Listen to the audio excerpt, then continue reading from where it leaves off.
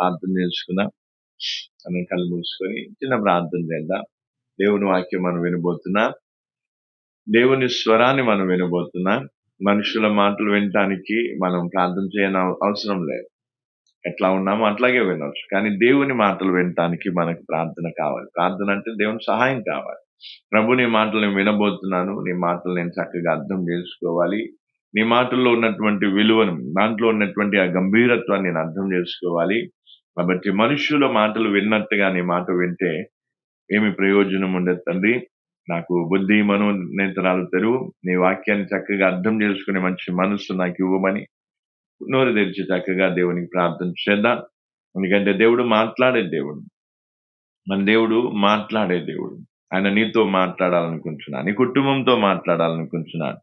ఆయన మాట్లాడినప్పుడు ఆ మాటలు మంచిగా అర్థం చేసుకోవడానికి మనం దేవుడిని అడుగున్నాం. ప్రభు, నీ మాట ఏది కూడా నేను పెడచెవిన పెట్టక, ఏ మాటను కూడా నేను తిరస్కరించక, ప్రతి మాటను అంగీకరించే మంచి మనస్సును నాకు దయచేయమని దేవుని వేడుకున్నాను. హల్లెలూయా. ఏదో మనం టైం పాస్ కోసం రాలేదు, లేదా ఎంటర్టైన్మెంట్ కోసం రాలేదు, లేదా ఏదో కొంత సమయాన్ని దేవుని సన్నిధిలో గడిపేద్దాం, ఏదో నాకు నెమ్మది వస్తుందను, ఏదో ఇంకా వేరే ఉద్దేశంతో కాదు. దేవుని మాటలు వినటానికి ఆయన మాట మనల్ని బ్రతికిస్తుంది. నువ్వు ఎన్ని కష్టాల్లో ఉన్నా, ఎన్ని బాధల్లో ఉన్నా, ఎలాంటి రోగంలో ఉన్నా, ఎలాంటి పరిస్థితుల్లో ఉన్నా, ఆయన మాట నిన్ను బ్రతికిస్తుంది, నిన్ను బలపరుస్తుంది. ఆయన మాట నిన్ను ఓదారుస్తుంది, ఆదరిస్తుంది. ఆ మాటను వినే భాగ్యం దేవుడు నీకు ఇస్తున్నాడు. ఎంతో మందికి దేవుని మాటలు వినే భాగ్యం లేదు. వారు ఈ సమయంలో టీవీల ముందు కూర్చొని, లేదా ఫోను పట్టుకొని, లేదా అక్కడ ఇక్కడ దుర్వ్యసనాలకు బానిసలై తిరుగుతూ ఉన్నారు. అని ఈరోజు దేవుడు ఆయన స్వరాన్ని వినే భాగ్యాన్ని మనకి ఇస్తూ ఉన్నారు. ఆయన మనతో మాట్లాడాలనుకోవడం అనేది చాలా గొప్ప విషయం. హల్లెలూయా. హల్లెలూయా. స్తోత్రం. నీ బంధువులకు నీతో మాట్లాడటానికి టైం లేకపోవచ్చు, లేదా నీతో మాట్లాడటానికి వారికి ఇష్టం లేకపోవచ్చు. ఎవరు నీతో మాట్లాడినా మాట్లాడకపోయినా దేవుడు నీతో మాట్లాడాలనుకుంటున్నాడు. దేవుడు నీతో మాట్లాడాలనుకుంటున్నాడు. మరి ఆయన మాటలు వినటానికి నీకు ఇష్టం ఉందా? దేవుని మాటలు వినటానికి నీకు ఇష్టం ఉందా? ఉంటే దేవుని ముందు ప్రార్థించు. ప్రభు, నాతో మాట్లాడు. నీ మాటలను విని అర్థం చేసుకొని దాని ప్రకారం నా జీవితాన్ని నేను కట్టుకుంటాను. ఖచ్చితంగా దేవుడు నీతో మాట్లాడు. Praise the Lord. దేవుని నామానికి స్తోత్రము. మరొకసారి మనం దేవుని పాద సన్నిధికి వచ్చి దేవుని మాటలు వినే భాగ్యాన్ని దేవుడు మనకు ఇస్తున్నాడు. మరి దేవుడు ఇచ్చిన అవకాశం బట్టి నేను దేవునికి వందనాలు చెల్లిస్తున్నాను. మీరు కొత్తగా వస్తున్నారు కాబట్టి మీకు ఎక్కువ వాక్యం చెప్పి మిమ్మల్ని ఎక్కువ సమయం ప్రార్థనలో కూర్చోబెట్టి ఇబ్బంది పెట్టడం ఇష్టం లేక కొంతవరకు మీకు వాక్యం చెప్తున్నాను. మీకు అర్థమయ్యే రీతిగా చిన్నగా నెమ్మదిగా వాక్యం చెప్తున్నాను. కాబట్టి చక్కగా కొద్దిసేపు విన్నా ఏం కావాలి? చక్కగా వాక్యం వినాలి. ఒకవేళ ఏదైనా అర్థం కాకపోయినా దాన్ని మీరేం కావచ్చు, అడగవచ్చు. ఏంటంటే ఏదో నేను చెప్పేశాను, మీరు వినేశారు అంటే కాదు. నేను చెప్పింది మీకు అర్థం కావాలి, మీకు అర్థమైంది మీ జీవితంలోనికి అది కానరావాలి. కాబట్టి అందుకే ఇప్పుడు ఏం చేయాలి? నేను చిన్నగా మీకు అర్థమయ్యే రీతిగా మీకు కొన్ని విషయాలు చెప్తాను. దాన్ని మీరు మంచిగా అర్థం చేసుకోవడానికి ప్రయత్నం. ఒకటి, ప్రార్థనకు వచ్చిన తర్వాత పాటలు పాడేంత వరకు మనసు ఏకాగ్రతలో ఉంటుండొచ్చు. ఎందుకంటే పాటలు పాడేటప్పుడు కొంతవరకు మనం ఏం చేస్తాం, లీనమై కొంతవరకు పాటలు పాడతాం, చప్పట్లు కొడతాం, పాటల పుస్తకాన్ని చూస్తాం, ఇదంతా ఓకే. కానీ ఎప్పుడైతే వాక్యం మనం వినటం స్టార్ట్ అవుతుందో అప్పుడు వెంటనే మన ఆలోచనలు ఏమైతూ ఉంటాయి? గలిబిలి అవుతుంటాయి. మన ఆలోచన ఒక్కోసారి అటు పోతుంది, ఇటు పోతుంది. ఎందుకు అట్లా జరుగుతుంది? ఇప్పుడు వేరే విషయాల్లో మన ఆలోచనలు అటు ఇటు పోం. వేరే విషయంలో బాగా మనం ఏం చేస్తుంటాం, ఆలోచిస్తూ ఉంటాం. కానీ వాక్యం దగ్గరికి వచ్చి వాక్యం వింటున్న సమయంలో ఆలోచనలు ఏమైతుంటాయి? గలిబిలి అవుతుంటాయి. అటు ఒకటి, ఇటు ఒకటి. అంటే వినేది శ్రద్ధగా వినకుండా మన ఆలోచనలు చెదిరిపోతూ ఉంటాయి. దానికి 2 కారణాలు. ఒకటి, మన మనస్సును ఏం కావట్లేదు, అనర్చటం లేదు. మన మనస్సును ఏం కాలేదు, మన స్వాధీనంలోనికి తెచ్చుకోలేదు. తర్వాత రెండవది ఏంటిది అంటే, దుష్టాత్మలు కూడా ఏం చేస్తాయంటే, నువ్వు ఏకాగ్రతతో వాక్యం వింటే, ఆ వాక్యం నీలో ఫలిస్తే నువ్వు రక్షింపబడతావు. దుష్టాత్మకు నీ జీవితంలో, నీ కుటుంబంలో చోటు దొరకదు. అందుకే వాక్యం శ్రద్ధగా వినకుండా ఏం చేస్తుంది, ఆలోచనలు అటు ఇటు చేస్తుంది. కాబట్టి మరొకసారి చెప్తున్నాను, వాక్యం వినేటప్పుడు ఏం చేస్తా, రెండు కారణాలు ఏంటి, మన ఆలోచనలు అటు ఇటు పోవడానికి ఎన్ని కారణాలు? ఒకటి ఏంటిది, నీ ఆలోచన అంటే నీ మనస్సును అణుచుకునే అనుభవం అంటే నీ మనసులో పుట్టే ఆలోచన ఏం చేయాలి, అనచాలి. ఆ ఆలోచనని ఏం చేయాలి, దాన్ని అణచి దాన్ని నీ స్వాధీనంలోకి తెచ్చుకోవాలి. అని కొంతమందికి ఎట్లా ఉంటుందంటే, వాళ్ళ మనసులో ఏం ఆలోచన పడితే అదే చేస్తారు. అంటే అర్థం ఏంటిది, వీరేం చేస్తున్నారు, వాళ్ళ మనసులో పుట్టిన ఆలోచన బట్టి వీళ్ళు జీవిస్తున్నారు, వాక్యాన్ని బట్టి కాదు. వాళ్ళ మనసులో ఏది ఆలోచన వస్తే ఆలోచన చేస్తారు. అట్లా చేయటం వల్ల ఏమైపోతుందంట, తర్వాత జీవితంలో ఏం చేయలేం, దేవుణ్ణిలో కాదు కదా, కనీసం మనం సాధారణమైన మంచి జీవితాన్ని కూడా జీవించలేము. కాబట్టి దురాలోచనలు, చెడ్డ ఆలోచనలు మన జీవితాన్ని ఏం చేస్తాయి, నాశనం చేస్తాయి. కాబట్టి మన మనసులో పుట్టే ప్రతి ఆలోచనని మనం నెరవేర్చాల్సిన అవసరం లేదు. నీ మనసులో ఏదైతే ఆలోచన పుడుతుందో అది మంచిదా చెడ్డదా, మంచిదా చెడ్డదా, అది ఎక్కడి నుంచి వస్తుంది, అది ఎందుకు వస్తుంది, ఇవన్నీ కూడా ఏం చేయాలి, పరిశీలన చేసుకోవాల్సినటువంటి బాధ్యత ప్రతి ఒక్క వ్యక్తికి ఉంటుంది. నీ మనసులో పుట్టే ఆలోచన మంచిదా చెడ్డదా అనేది నువ్వు చూడాలా. ఇప్పుడు ఉదాహరణకి మనం కూరగాయలు కొంటాని పోయినప్పుడు టమాటా కొనేటప్పుడు ఏం చేస్తాము, టమాటా కొనేటప్పుడు ఏం చేస్తాం, అమ్మా నాకు 1 కిలో టమాటా అంట అనగానే వాళ్ళ తరతర ఏం చేశారు, తక్కలు వేసి జోకి కవర్లు వేసి నీకు ఇచ్చేది. దాన్ని ఇంటికి వచ్చేసరికి అందులో అన్ని పుచ్చిపోయి ఉన్నాయి, కుళ్ళిపోయి ఉన్నాయి, అంత పాడైపోయి ఉన్నాయి. అప్పుడు నువ్వేం చేస్తావు, మళ్ళీ కవర్ పట్టుకొని ఎక్కడికి పోతావు, ఆమె దగ్గరికి పోతావు. పోయి ఏమంటావు, నాకు అన్ని కుళ్ళిపోయిన ఇచ్చినావు, పుచ్చిపోయిన ఇచ్చినావు, పాడైపోయిన టమాటాలు ఇచ్చినావు అని నువ్వు అంటే వాళ్ళు ఏమంటారు, చెంపలు కొట్టుకొని తప్పైపోయింది అంటారా, ఏమంటారు, నువ్వు చూసుకోవాల్సింది, నేను ఇచ్చింది అనుకో, నువ్వు చూసుకోవాల్సింది, నీకేమైంది, నువ్వు చూసుకోవాల్సింది, నువ్వు ఏరుకోవాల్సింది.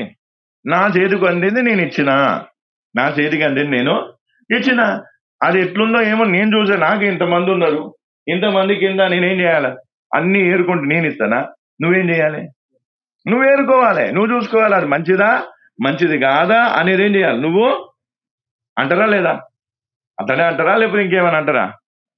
అట్లనే మనం కూడా ఏం చేయాలి, మన మనస్సులో పుట్టే ఆలోచన మంచిదా చెడ్డదా మనమే చూసుకోవాలి. చెడ్డదైతే చెయ్యొద్దు, ఎందుకంటే చెడ్డ ఆలోచన చేస్తే మనం కూడా ఏమైపోతాం, చెడిపోతాం. కాబట్టి మంచి ఆలోచననే మనం ఏం చేయాలి, అనుసరించాలి. మంచి ఆలోచన దేని ప్రకారం ఉంటది, వాక్య ప్రకారం ఉంటది. చెడ్డ ఆలోచన దేని ప్రకారం ఉంటది, వాక్యానికి విరుద్ధంగా ఉంటది, వాక్యాన్ని నెరవేర్చేటట్టుగా ఉండదు. కాబట్టి అందుకే ఆలోచన వస్తుంది, ఏమొస్తుంది, ఇది చేయాలి, అది చేయాలి, ఇట్లా చేయాలి, ఇట్లా చేయాలి. అది మంచిదా కాదా ఎవరు చూసుకోవాలి. దేవుడు పక్కకు వచ్చి ఏమంటాడు, ఇది మంచి ఆలోచన కాదు, ఇది చెడ్డ ఆలోచన అని దేవుడు వచ్చి చెప్తాడా, పోనీ ఇంకెవరన్నా వచ్చి చెప్తారా, పోనీ సైతాన్ వచ్చి ఏమంటాడు, ఇది మంచిది, ఇది పలాని ఎవరన్నా వచ్చి చెప్పే ఉందా. మన బాధ్యత, నీ ఆలోచన బట్టి నీ జీవితాన్ని నువ్వేం చేసుకుంటావు, పాడు చేసుకుంటావు. అందుకే నోవాహు కాలంలో ఏం జరిగిందో ఒకసారి చూడండి.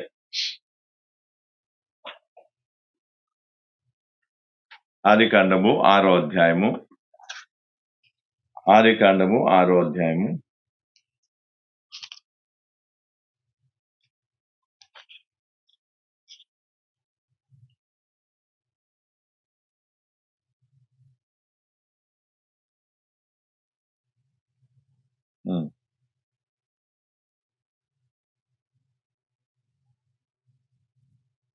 5వ వచనం, 6వ అధ్యాయం 5వ వచనం, ఆదికాండం 6వ అధ్యాయం 5వ వచనం.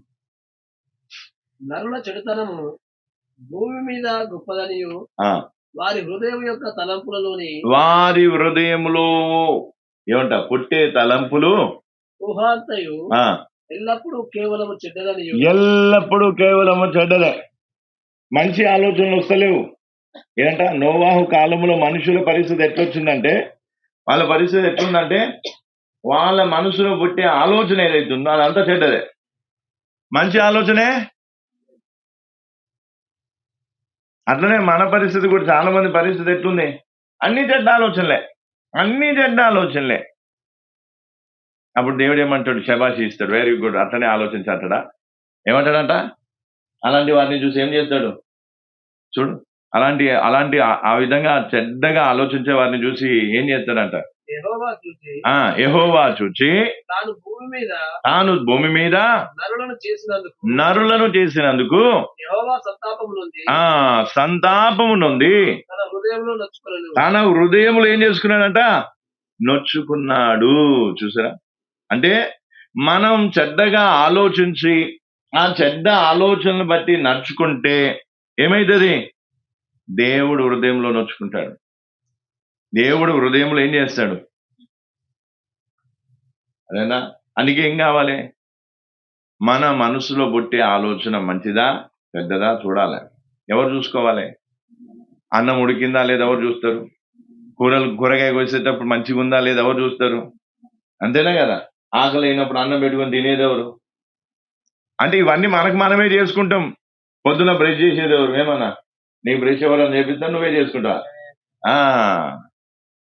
మన తల దూకునేది కూడా ఎవరు, అంటే ఈ చిన్న చిన్న పనులన్నీ మనకు మనమే చేస్తాం. కానీ మరి మనసులో పుట్టే ఆలోచన అది మంచిదా కాదా అని ఎందుకు పరిశీలన చెయ్యం, అర్థమైందా. ఆ బాధ్యత కూడా ఎవరిది, మనదే. నా మనసులో పుట్టే ఆలోచన మంచిదా చెడ్డదా, ఈ ఆలోచన వచ్చింది, ఈ ఆలోచన నేను చెయ్యాలా చెయ్యొద్దా, అది నువ్వు పరిశీలించుకొని చెడ్డ ఆలోచనని విసర్జించాలా, మంచి ఆలోచన ఏం చేయాలి, స్వీకరించాలా. అర్థమవుతుందా. ఇంకో సామెతల్లో ఒక వచనం ఉంచండి, సామెతలు 2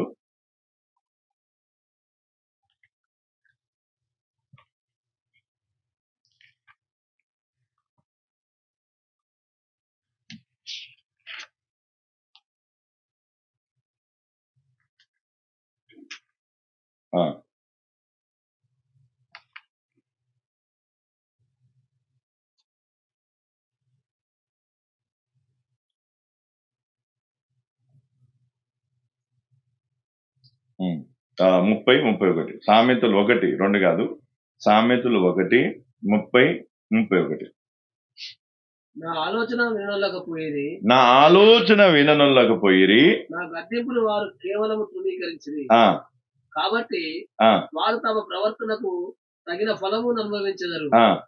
తమకు వెక్కసమగు వరకు తమ ఆలోచనలను అనుసరించెదరు.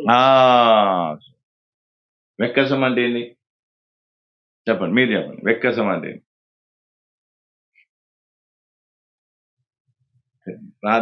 తెలుసు కదా, వెక్కసం అంటే ఏంది,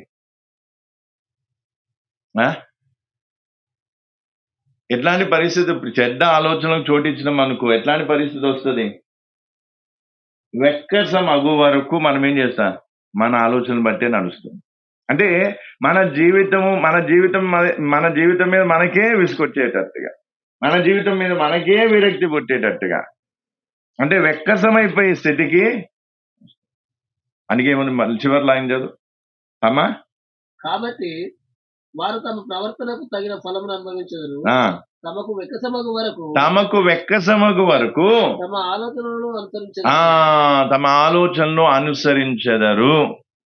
కాబట్టి ఒకటే గుర్తుపెట్టుకోవాలి, వెక్కసమగేంత వరకు ఆలోచన. ఇప్పుడు ఇక్కడ ఇంతమంది ఉన్నారు, అందరికీ వాళ్ళకి ఏముంది, మైండ్ ఉంది కదా. ఇప్పుడు ఈ మైండ్ లో ఎవరికి ఆలోచనలు పుడుతున్నాయి అనే సంగతి ఎవరికి నేను చెప్తే గానీ నా ఆలోచన ఏందో మీకు తెలియదు, మీరు చెప్తే గానీ మీ ఆలోచన నాకు అనగా. కాబట్టి ఇప్పుడు నేను చెడ్డ ఆలోచనను అనుసరించుకుంటూ పోతే దేవుడు ఏమంటారు, నా ఆలోచన వీళ్ళేమంటే వింటలేరు. వాక్య ప్రకారమైన ఆలోచన కలిగి ఉండాలి, మంచి ఆలోచన కలిగి ఉండాలి, నీతి గల ఆలోచన కలిగి ఉండాలి. ఆ ఆలోచనని మనం అనుసరించాలి. కానీ కొంతమంది పరిస్థితి ఎట్లయిపోయింది, చెడ్డ ఆలోచనని అనుసరిస్తున్నారు. ఆ చెడ్డ ఆలోచనను అనుసరిస్తున్న కారణాన్ని బట్టి ఏమైంది, వెక్కసం అయిపోయింది. అంటే ఇక వారి ఆలోచనలో ఏమైపోయారు, లీనమైపోయారు. ఒక చెడ్డ ఆలోచన వచ్చిందంటే ఇంకోటి వస్తుంది, ఇంకో ఆలోచన వచ్చిందంటే ఇంకోటి వస్తుంది. ఆలోచనలు చెడ్డవి పెరుగుతాయా తగ్గుతాయా? పెరుగుతూనే ఉంటాయి. ఫస్ట్ ఏమనిపిస్తుంది, ఇప్పుడు యాకోబు ఉన్నాడు. యాకోబు ఎందుకు ఇట్లా చేసిండు అని అడగాలని నాకు అనిపిస్తుంది. ఆలోచన వచ్చింది, నేను పోయి నాకేం చేస్తా, యాకోబు ఎందుకు ఇట్లా చేసినావు నేను అడుగుతా. అడగంగానే మనం ఏం చేస్తాం, ఆయన ఏమంటాడు, ఇట్లా అట్లా అంటాడు. అనగానే యాకోబుకి ఏం కావాలి, 2 దెబ్బలు వేయాలని అనిపిస్తుంది, తర్వాత ఇంకోటి అనిపిస్తుంది, తర్వాత ఇంకోటి. అట్లా చెడ్డ ఆలోచన ఏమైపోతుంటది, పెరుగుతూనే పోతుంది. మనం చెడిపోతాము, మన ద్వారా ఇతరులకు కూడా హాని కలుగుతుంది. అందుకే ఏం కావాలంట, దేవుని ఆలోచన బట్టి, వాక్యానుసారమైన ఆలోచన బట్టి మనం జీవించాలి. చెడ్డ ఆలోచనలకు ఏమి ఇవ్వద్దు, చోటు ఇవ్వద్దు. చెడ్డ ఆలోచనలకు చోటు. మన జీవితం పాడైపోవడానికి కారణం ఎవరో కాదు, మన మనసులో పుట్టే ఆలోచన. ఏ ఆలోచనకు నువ్వు చోటిస్తున్నావో దాన్ని బట్టి నీ జీవితం ఉంటుంది. అర్థమవుతుందా? అంతేనా కాదా? లేదు లేదు వాళ్ళు వీళ్ళు అని ఎవరి మీద నెట్టినా అది వాస్తవం కాదు. చెడ్డ ఆలోచన చోటించడం అనుకో మన జీవితం పాడైపోతుంది. మంచి ఆలోచన చోటిస్తే మన జీవితం బాగుంటుంది. అర్థమైంది? అందుకే ఈ మనసులో పుట్టే ఆలోచనలు ఏం చేయాలి, పరిశీలన చేయాలి. ఈ ఆలోచన వచ్చింది, ఇది నేను చెయ్యదగిందా కాదా, ఇది మంచిదా చెడ్డదా, అది నువ్వు పరిశీలించాలి. అర్థమైంది? మంచిగా అర్థమైంది ఇంతవరకు? అందుకే ఇప్పుడు ఏం చేయాలి, మనసులో పుట్టే ఆలోచన ఏం చేయాలి, మంచిదా చెడ్డదా. చెడ్డదైతే విసర్జించాలి, తిరస్కరించాలి. వద్దు నాకు ఈ ఆలోచన బట్టి నేను చెయ్యను. అవునా కదా? ఇప్పుడు ఉదాహరణకి ఇంట్లో ఏదైనా చిన్న సమస్య వచ్చినాక అప్పుడు ఏమనిపిస్తుంది, ఇంట్లో నుంచి వెళ్ళిపోవాలనిపిస్తుంది. అది మంచిదా చెడ్డదా? కొంతమంది ఆవేశపూరితంగా అప్పటి మనమే చూస్తారు,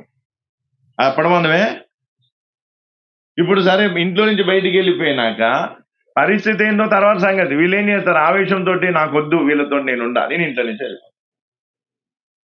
అదేనా? సరే వీళ్ళను వాళ్ళని చూసినావు, సరే ఇప్పుడు ఏమవుతుంది, దేవునికి దూరం అవుతామా కామా? ఒక చెడ్డ ఆలోచన ఏం చేస్తుంది, నేను రోడ్డుకి ఈడుస్తుంది. రోడ్డుకి ఎక్కిన తర్వాత ఏమవుతుంది, పరిస్థితి ఇంకా చెడిపోయే పరిస్థితి, ఇంకా చెడిపోయే ఆలోచనలు.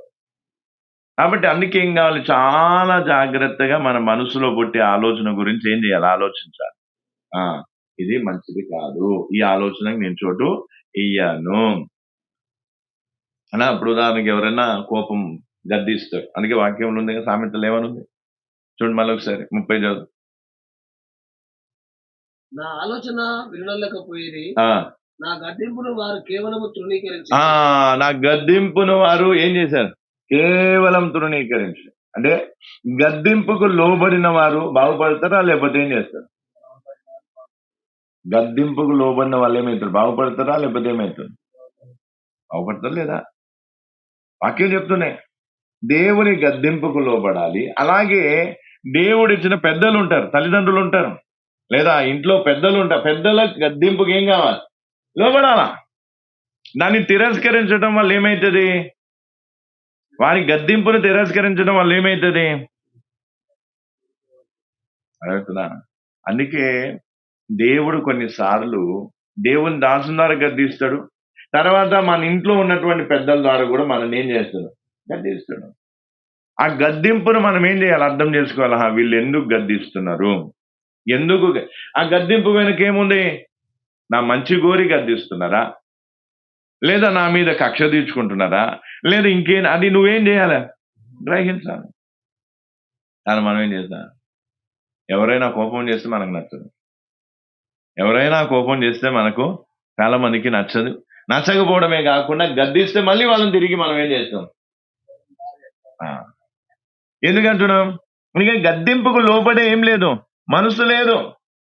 దేవుని ఆలోచనకు లోబడే మనసు లేదు. ఇప్పుడు ఉదాహరణకి నేను యాకోబుని గద్దించినప్పుడు ఎందుకు సేవకుడు నన్ను గద్దించిండు అని ఆలోచించాలా.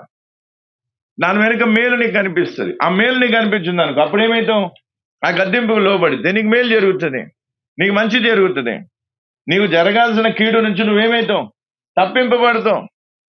కానీ చాలా మంది ఏం చేస్తారు, గద్దింపునే చూస్తారు కానీ దాని వెనుకున్న ఉద్దేశము. ఇప్పుడు కిచెన్ లో ఏదైనా చిన్న అన్నం ఏమి పొంగిపోయిందో లేదా కూర మాడిపోయిందో, అప్పుడు ఇంట్లో ఉన్న పెద్దలు ఏమంటారు, కూర చూసుకోవా మాడిపోయింది అని. ఆ గద్దింపు తప్పేం కాదు కదా. అవును, నేను చూసుకోవాల్సింది, పొరపాటు నా దగ్గరే ఉంది అని చెప్పి ఏం చేయాలి? ఏం కావాలి? ఆ గద్దింపును అంగీకరించాలా. కానీ చాలా మంది ఏం చేస్తారు, గద్దింపు అంటే ఇష్టం, గద్దిస్తే ఎవరికి ఏం కాదు, చాలా మందికి ఏం కాదు. వాక్యంలో ఏముంది? గద్దింపుకు లోబడిన వారే బాగుడు. ఎందుకు? గద్దించిన వాళ్ళు వాళ్ళ మేలు కోరి ఏం చేస్తాడంట. చూడండి ఒకసారి సామెతలు ఇంకా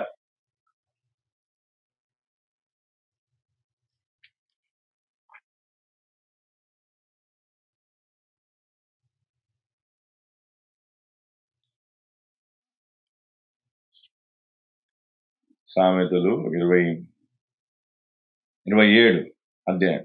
సామెతలు 27 5వ వచనం. సామెతలు 27 5వ వచనం. సామెతలు 27 5వ వచనం. లోపల ప్రేమించుట కంటే లోపల ప్రేమించుట కంటే బహిరంగంగా గద్దించుట. కొంతమందికి ఎట్లుంటది, అందరి ముందు అంటారా, అట్లా అంటారా, ఇట్లా అంటారా. కానీ ఏది మేలు మనకు? ఏది మేలు? అందరి ముందు గద్దించడం మేలు. లోపల ప్రేమలు పెట్టుకొని వాళ్ళు ఏం చేసినా చూసి చూడనట్టు వాళ్ళ మానాన వాళ్ళని వదిలేయటము అది మేలుకరం కాదు. నిన్ను గద్దించి బహిరంగంగా గద్దించిన దాంట్లో ఏం లేదు, కీడు కాదు, ఏముంది? మేలు. అందుకే గద్దింపుకు లోబడాలి. సేవకుడు గద్దించినప్పుడు లోబడాలి. అర్థమవుతుందా? అంతేకాకుండా ఇంట్లో పెద్దలు గద్దించినప్పుడు ఏం చేయాలి? లోబడాలి. ఎందుకు? అది మనకు మేలే, అది మనకు మేలే. అమ్మాకేంట్లా నువ్వెవరు నన్ను అంటానికి, నువ్వెందుకు నన్ను అంటూ అంటే అర్థం ఏంటిది? గద్దింపుకు మనం ఏం చేస్తలేం, గద్దింపుకు లోబడకపోతే ఏమవుతుంది? సొంత ఆలోచనలు, నీకు నచ్చిన ఆలోచన బట్టి నడిస్తే ఏం జరుగుతుంది? మేలు జరుగుతా, కీడు జరుగుతుందా?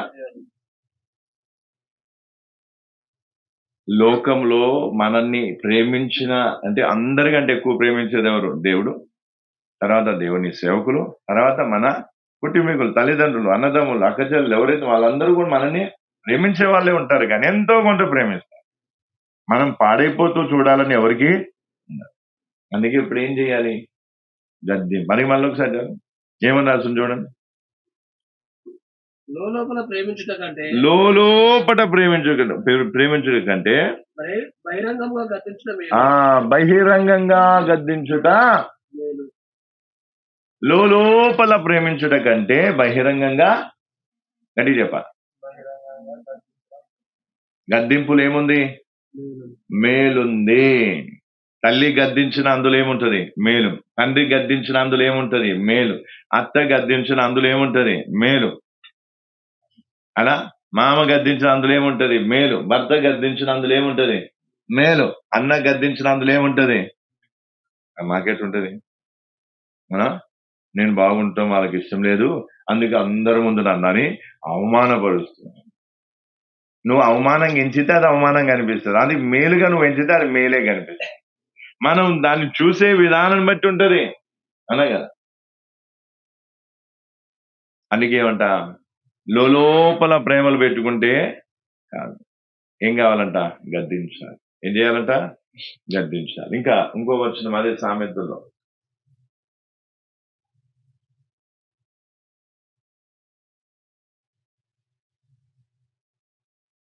3వ అధ్యాయము, సామెతలు 3:11-12 వచనాలు. సామెతలు 3:11-12 వచనాలు. నా కుమారుడా యెహోవా శిక్షను తృణీకరింపవద్దు, ఆయన గద్దింపునకు విసుకవద్దు. ఆయన గద్దింపునకు ఏం కావద్దు? విసుకవద్దు. తండ్రి తనకు ఇష్టడైన కుమారుని గద్దించు రీతిగా ఆ, యెహోవా తాను ప్రేమించు వారిని గద్దించును. ఆ, ఎవరిని ఎవరు గద్దిస్తారు? ఎవరిని ఎవరు గద్దిస్తారు? ప్రేమించిన వారిని గద్దిస్తారు. గద్దించడం అంటే తెలుసా లేదా? మళ్ళీ అది కూడా మీనింగ్ చెప్పాలా?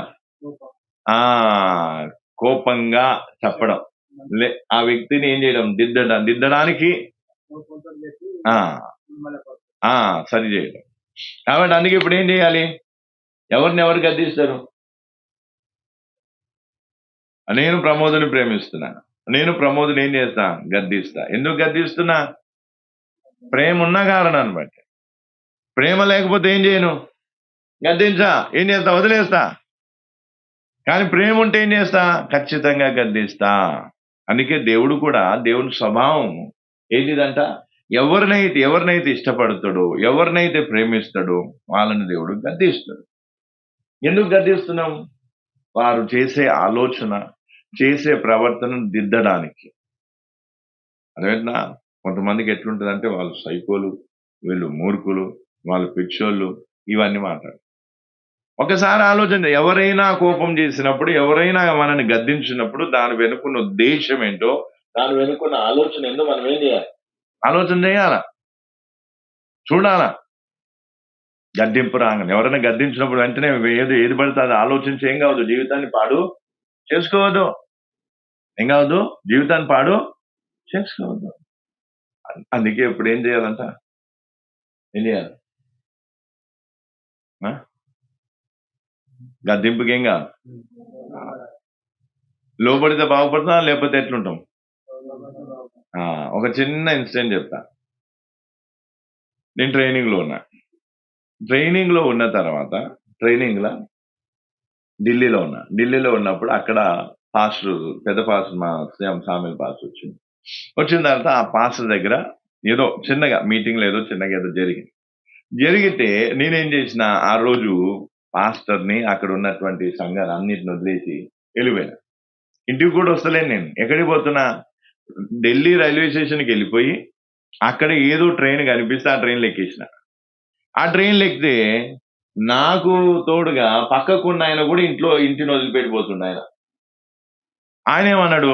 సరే మన ఇద్దరం కలిసి ఏం చేద్దాం, పలానా చోటికి పోదాం, నేను పని వెతుకుతా, మన ఇద్దరం పని చేద్దాం, అట్లా ఇట్లా. నువ్వు కాదు ఇక ఆయన మొత్తం ప్లానే చేసేసిండు.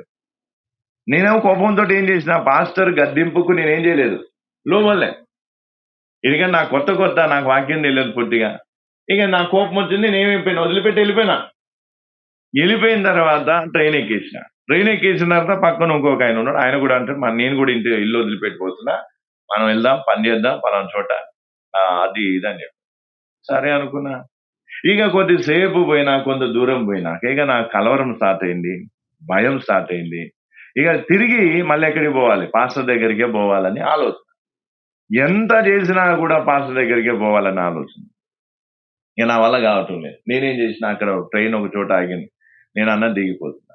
ఆయన లేదు ఎందుకు పోతున్నాం, మనం పోదాం అట్లా ఇట్లా అంటే, లేదు నేను తిరిగి వెళ్ళిపోతా అని చెప్పి ఇక ఆయనకు చెప్పేసి ఏం చేసిన, మళ్ళీ వేరే ట్రైన్, ఇక్కడి నుంచి ట్రైన్ టికెట్ పైసలు లేవేం లేవు, ఉట్టిగానే మళ్ళీ ఆ నుంచి మళ్ళీ ఇటు వచ్చేసి మళ్ళీ అక్కడి నుంచి ఏం చేసిన, మామూలుగా ఇక ఎట్లా పోయినా నాకు గుర్తుకు లేదు. మొత్తానికి అయితే చర్చి దగ్గర పోయేసరికి పాస్టర్ రూమ్ లో కూర్చొని నా కోసం ఏడుస్తున్నాడు. దేవుడు ఏం చేసిండు, ఆయన కన్నీళ్లు చూసి వెంటనే వెనకకి తీసుకొచ్చిండు. మళ్ళీ పోయేసరికి నేను పాస్టర్ని కలవాలంటే తలుపు తీసి చూసేసరికి ఏముంది, ఏడ్చుకుంటూ ప్రార్థన చేస్తున్నా నా కోసం. నేను పోయేసరిగా పాస్టర్ అంటే ఎదురా అని చెప్పి కోపంతో అన్నాడు. అయితే కబీనే ఇంకోసారి చేయొద్దు ఇట్లా అని చెప్పేసి ముద్దు పెట్టి ఏం చేసిండు, ప్రార్థన చేసి ఇంకా అప్పుడు నిర్ణయించుకున్నాను, ఇంకా నేను ఎప్పుడు కూడా ఏం కావద్దు. ఎవరు ఎంత కోపం చేసినా అది మనం మేలుకే అనే సంగతి గ్రహించాలి. పాస్టర్ నా మేలుకే చేసిండు, కానీ అప్పుడు నేను గ్రహించలేకపోయినా. కానీ తర్వాత నాకేమైంది, ఒకవేళ ఆయన నా కోసం ప్రార్థన చేసి ఉండకపోతే ఈరోజు నేను ఇట్లా వెళ్ళిపోతున్నా ఎక్కడికో, వెళ్ళిపోయి ఏం పని చేద్దునో, ఏమైద్దునో, ఎట్లుందునో. కానీ ఆయన నా కోసం చేసిన ప్రార్థన దేవుడు విని మళ్ళీ ఎక్కడికి తీసుకొచ్చిండు, ఆయన దగ్గర తీసుకొచ్చి. అది చెడ్డ ఆలోచన, మంచి ఆలోచన? మంచిదా? ఆయన వదిలిపెట్టి వెళ్ళిపోవడం చెడ్డ ఆలోచన. అందుకే ఎప్పుడు కూడా గుర్తుపెట్టుకో, ఎక్కడైతే దేవుడు పెట్టిండో అక్కడ ఎవరు కోపం చేసినా, చెయ్యకపోయినా, గద్దించకపోయినా అక్కడే ఉండాలా. అది ఎందుకు? పాస్టర్ చేసిన ప్రార్థన బట్టి దేవుడు చేసిన కార్యం అది. కానీ నేను తీసుకున్న ఆలోచన చెడ్డది, మంచి నిర్ణయం కాదు. నేను వెళ్ళిపోదాం, ఎక్కడికో వెళ్ళిపోదాం, ఇంటికి కూడా పోతలేను నేను. నాకెవరు తెలియదు, ఊరు తెలియదు, ఏం తెలియదు. అసలు నేను నార్త్ సైడ్ పోవడమే తక్కువ, ఫస్ట్ టైం అనా ఎటో వెళ్ళిపోతున్నా. కానీ దేవుని కృపను బట్టి దేవుడు మళ్ళీ ఏం చేసిండు, అప్పుడు నిర్ణయించుకొని లేదు ఇంకా పాస్టర్ గారు. అందుకే తర్వాత పాస్టర్ ఎన్నోసార్లు నన్ను గద్దించు. అప్పుడు నేను సంతోషపడ్డాను, కానీ ఎప్పుడూ ఏం చేయలేదు, బాధపడలేదు. అప్పుడు చేసినట్టుగా మళ్ళీ ఇంకెప్పుడు చేయలేదు. ఇంకా ఆ పాస్టర్ని చూస్తే అసలు ఎట్లుంటది అనుకో, ఇట్లా కోపంతో మీద పడతాడు అన్నట్టు ఉంటుంది. అంత సీరియస్గా ఉంటాడు ఆయన. కానీ ఏముంటది, ప్రేమకు ప్రేమ ఉంటుంది, గద్దెంపుకు గద్దెంపే ఉంటుంది. మనకెట్టుంటది, ప్రేమే కావాలి, ఏమొద్దు గద్దెంపు. మరి ప్రేమ ఉన్న వాళ్ళు ఏం చేస్తారు, గద్దించరా? గద్దిస్తేనే ఏమైతుంది, మన జీవితం బాగుంటది. అందుకే గద్దెంపుని ఏం చేయాలి, తృణీకరించాలా, అంగీకరించాలా? గద్దెంపు నువ్వు తృణీకరిస్తే ఏమవుతుందంట అన్నా, చెడు ఆలోచన చోటు ఇవ్వద్దు. ఇంట్లో నుంచి పోయి ఆలోచన అస్సలే చేయొద్దు. ఏడునో అని ఉండు. ఎందుకు? ఒకవేళ ఎవరైనా గద్దిస్తే దాని వెనుక ఏం చూడాలి, ప్రేమను చూడు. ఆ ప్రేమ నీకు అర్థమైతే అప్పుడు నువ్వేమవుతావు, ఆ గద్దింపుని ఏం చేయవు, నెగిటివ్ గా తీసుకో. దాన్ని చూసి నువ్వేం కావు, బాధపడవు, ఏం చేస్తావు, సంతోషపడతావు. ఓకే, వీళ్ళు కాకపోతే ఎవరు నన్ను కోపం చేస్తారు, వీళ్ళు కాకపోతే ఎవరు నాకు బుద్ధి చెప్తారు, ఎవరు, వీళ్ళే కదా నాకు మేలు ఆలోచించేది, అట్లా మనం. కానీ చాలా మంది ఏం చేస్తారు, ఒక మాట అంటే వీళ్ళు, నేను ఒక్క మాట అన్నా నేను పడను. మరి గద్దెంపుకు లోబడేది ఎవరు? మాట అంటే పడనోళ్ళు ఏమన్నా గద్దెంపుకు లోబడతారా? మరి గద్దెంపుకు కోపం చేయగానే వెంటనే ఏమవుతుంది, చెడు ఆలోచనలు వస్తాయి. ఇక చెడు ఆలోచనలు ఒకటి మొదటి ఇదేంట, మొట్టమొదటిగా వచ్చేది ఏంటిది, ఆ గద్దించిన వ్యక్తి నుంచి వెళ్ళిపోవాలి. నాకొద్దు వీళ్ళు, నాకు ఇది ఇల్లు, నాకు ఇది వద్దు, నాకు అది వద్దు, వెళ్ళిపోతావు. వెళ్ళిపోయిన తర్వాత ఏమవుతుంది, ఇంకా ఇంకా ఇంకా ఏమంటే జీవితం చెడిపోతుంది తప్ప మంచిగా మారదు. అందుకే ఎప్పుడు కూడా గద్దించిన వారిని ఏం చేయాలి, అర్థం చేసుకోవాలి. వారికి నీ మీద ప్రేమ ఉంటేనే ఏమవుతారు, గద్దిస్తారు. ఒకప్పుడు వాళ్ళు నీ మీద చూపిన ప్రేమ గుర్తు చేసుకుంటే అప్పుడు ఏమైతే కళ్ళలో నీళ్ళు వస్తాయి. అండ్ మనకి ఎట్లుంటది, ఒకప్పుడు ఏమో వాళ్ళెవరు మంచోళ్ళు, ఇప్పుడు గద్దిస్తున్నందుకు, కోపగించుకుంటున్నందుకు ఇప్పుడు చెడ్డోళ్ళు. అంతే కదా, అంతేనా? అందుకే ఇప్పుడు ఏం చేయాలి,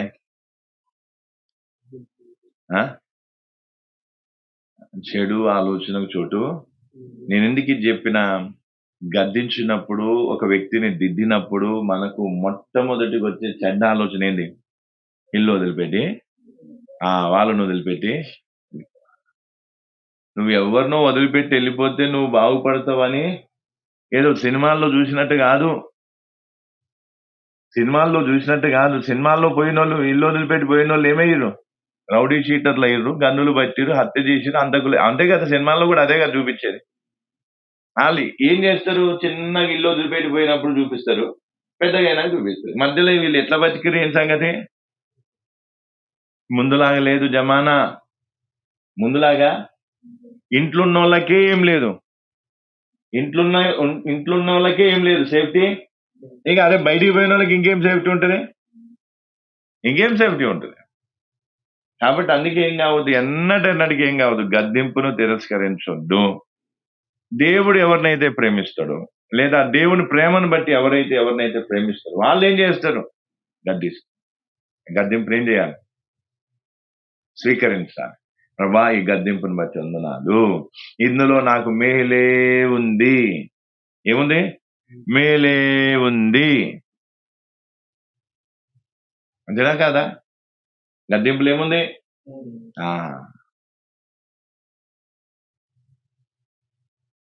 అర్థమైంది? ఇంతవరకు అర్థమైందా? ఇంకొంచెం ముందుకు పోదాం. ఇంకొంచెం వింటరా? వాక్యం నచ్చలేదు, అందరు డల్ అయిపోయారు పాపం. ఈ వాక్యం ఏం బాగాలేదు, వేరే ఇంకేదని చెప్పు పాస్టర్. ఏమంట చెప్పు, ఏమన్నా? నేను అందరి మీద కోపం చేస్తే కానీ నా మీద మాత్రం ఎవరు కోపం? ఒక మాట అనొద్దు, నేను అందరినట. అది తప్పుడు, అది తప్పుడు పద్ధతి, తప్పుడు ఆలోచన కాదు. మనం ఒకరిని అన్నప్పుడు మనని కూడా ఒకరు అంటారు. అన్నప్పుడు ఏం చేయాలి? మేలుగా చూసుకోవాలి. ఏం చేయాలి? మేలుగా తీసుకోవాలి. అది మనకెట్లుంటది? అవునా? అర్థమైందా? ఇంకొంచెం ముందుకు పోదాం ఒకసారి. అదే సామెతలు 27లోకి రా. సామెతలు 27.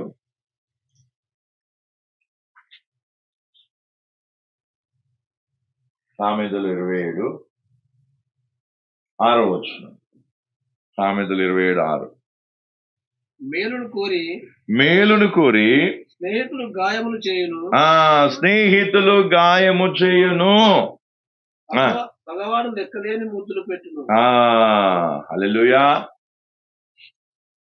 మళ్ళీ ఒకసారి చదవాలి, మంచిగా ఇల్లే. మేలును కోరి స్నేహితుడు గాయములు చేయును. స్నేహితుడు ఏం చేస్తాడు? గాయములు చేస్తాడని గద్దించి ఏం చేస్తాడు? అవసరమైతే శిక్షిస్తాడు. పగవాడు లెక్కలేని ముద్దులు పెట్టు. పగవాడు లెక్కలేని ఏం చేస్తాడంట? మనమేం చూస్తాం? నన్ను మెచ్చుకున్నోడే మంచోడు, నన్ను కోపం చేసేటోడు మంచోడు కాదు. కానీ వాక్యం ఏమని చెప్తుంది? నన్ను కోపం చేసినోడు మంచోడు, నన్ను పొగిడే వ్యక్తి మంచోడు కాదు, చెడ్డోడు, శత్రువు. నాకు ఎవరు? శత్రువు. ఇప్పుడు ఉదాహరణకి ఇప్పుడు యాకోబు ఏం చేసి, యాకోబు నేనేమంటా? కోపం చేస్తా. కోపం చేస్తే నేను స్నేహితున్నా లేకపోతే శత్రువునా? శత్రువా? కోపం చేసినోడు శత్రువు అవుతాడా? స్నేహితుడు అవుతాడు. అదేందా? అదే ముద్దులు పెట్టేటోడు. ముద్దులు పెట్టడం అంటే ఏంటి? పైన ప్రేమ అన్నట్టు. లోపటేముంటది? పగ ఉంటది, లోపటేమో కీడు ఉంటది. యాకోబు ఏం కావాలి? చెడిపోవాలి. లోపల కీడు ఉంటది, పైకి మాత్రం ఏం చేస్తావు? నువ్వు జాన్ జిగిరి, నువ్వు ఫలానా, నువ్వు విద్ది, నువ్వు అట్లా, నువ్వు ఇట్లా అట్లా ఏదో 4 మాట్లాడేసరికి మనం ఏమైతే ఆ పొగడ్తలకు. కానీ వాళ్ళు శత్రువులు అనే సంగతి ఏంగా? వాళ్ళు శత్రువులు అనే సంగతి ఏంగా? అందుకే మేలు కోరిన వాళ్ళు ఎప్పుడైనా మనల్ని ఏం చేస్తారు? గాయపరుస్తారు. వాళ్ళ మాటలకు గాయపడి మనం ఏం కావద్దు? తప్పుడు నిర్ణయాలు.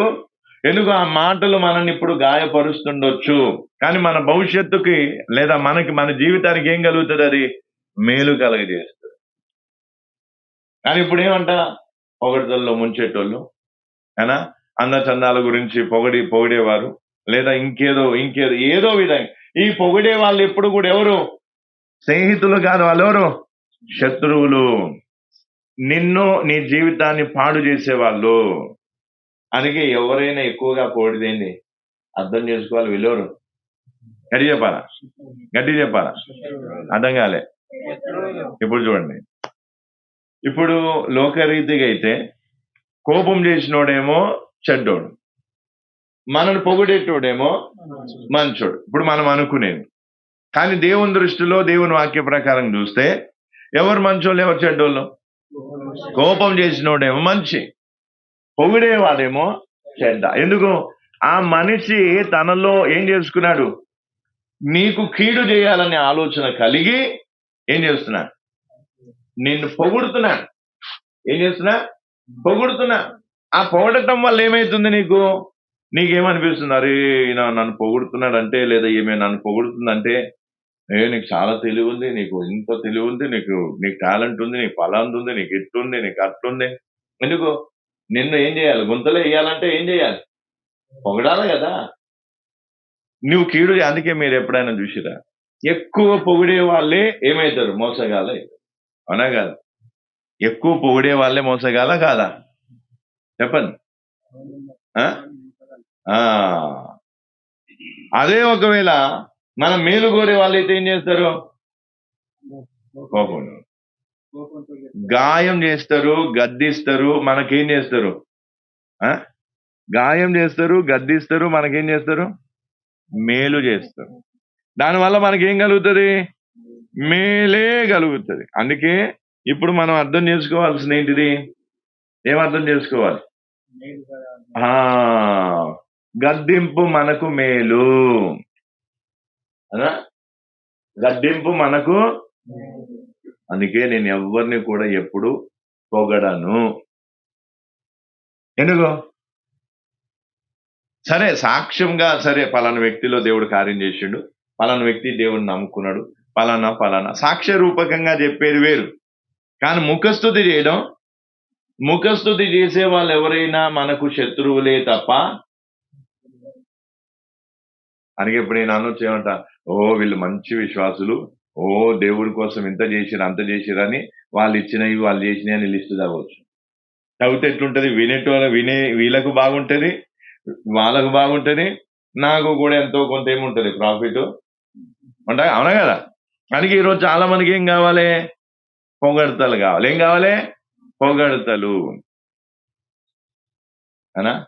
పొగడతలు మనకు మేలు చేస్తాయా? మేలు చేస్తాయా? గట్టి చెప్పాలి. కీడు. పొగిడే వాళ్ళు మనకు స్నేహితులా, శత్రువులా? పొగిడే వాళ్ళు ఎప్పుడు కూడా మనకు శత్రువులే. అందుకే ఒకటే గుర్తుపెట్టుకోవాలి, మనల్ని గద్దించే వాళ్ళు మన మేలు కోరేవాళ్ళు, మనల్ని ఏమంటారు శిక్షించేవారు మనకు మేలు, మనల్ని గాయపరిచే వాళ్ళు మనకు మేలు కలిగజేయడానికి. వాళ్ళ గద్దింపుకు నీకు లోబడితే నీకేముంటది? మేలు కలుగుతుంది. ఏం కలుగుతుంది? అప్పుడు మందం మనకు కొంచెం బాధ అనిపిస్తుండొచ్చు, కానీ దాంట్లో ఉన్న మేలు నువ్వు అర్థం చేసుకుంటే ఏమైతుంది? జీవితాంతం నువ్వేం చేయగలుగుతావు? సుఖముగా ఉండగలుగుతావు. మనకెట్లుంటుంది? చెప్పాలా? నన్ను ఎవ్వరేమన్నా, నాకు నచ్చింది నేను చేసుకుంటా, నువ్వు ఎవరు అడగటానికి? అగో సరే, ఎందుకు అడుగుతున్నావు? నీ మేలుగోరి అడుగుతున్నాం. ఎందుకు చెప్తున్నావు? నీ మేలుగోరి చెప్తున్నాం. ఎందుకు కోపం చేస్తా? నీ మేలుగోరి. అదా, నీ కీడు జరగాలనుకుంటే నీ జోలికే రారు. నీ జీవితం పాడు చేసుకోవడమే వాళ్ళకి కావాలనుకుంటే నీ దగ్గరికి రారు, నిన్ను అసలు నీ ఊసే ఎద్దరు.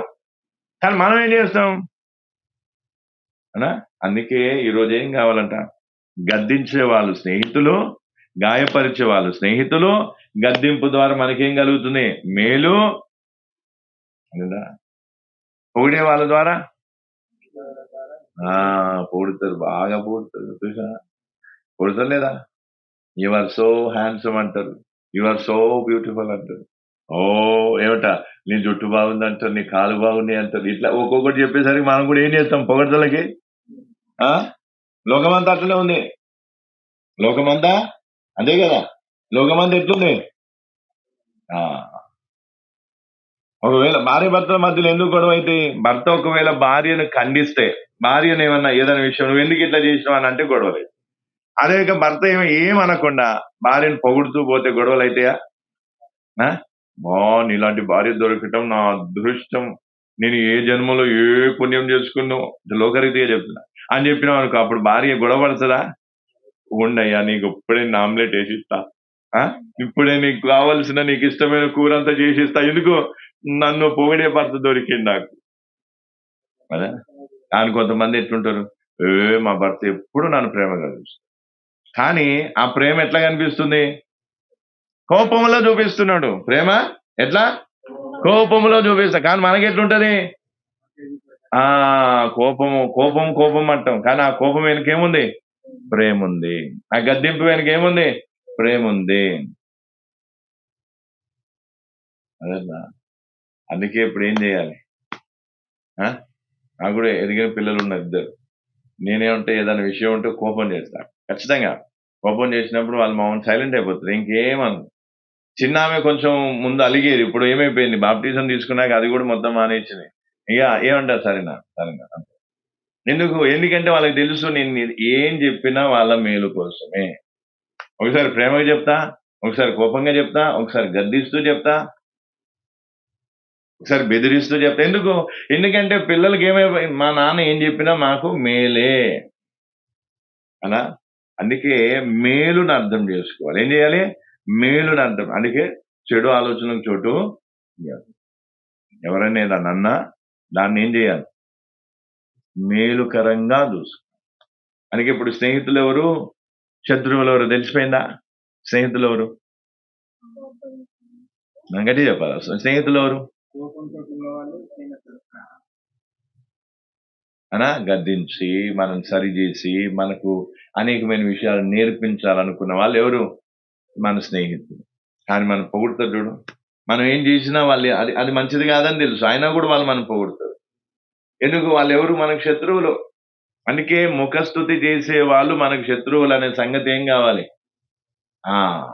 అందుకే నేను విశ్వాసులకు శత్రువుగా ఉండటం నాకు. అందుకే నేను ఏం చేస్తా?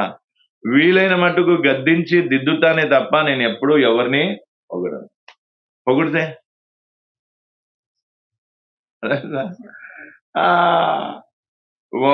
ఒక సిస్టర్ ఉంది, వాళ్ళు చెప్తుంది నిన్న చెప్తుంది, వేరే పాస్టర్ ఆమెకు తెలుసు అంట, కొంచెం పరిచయం.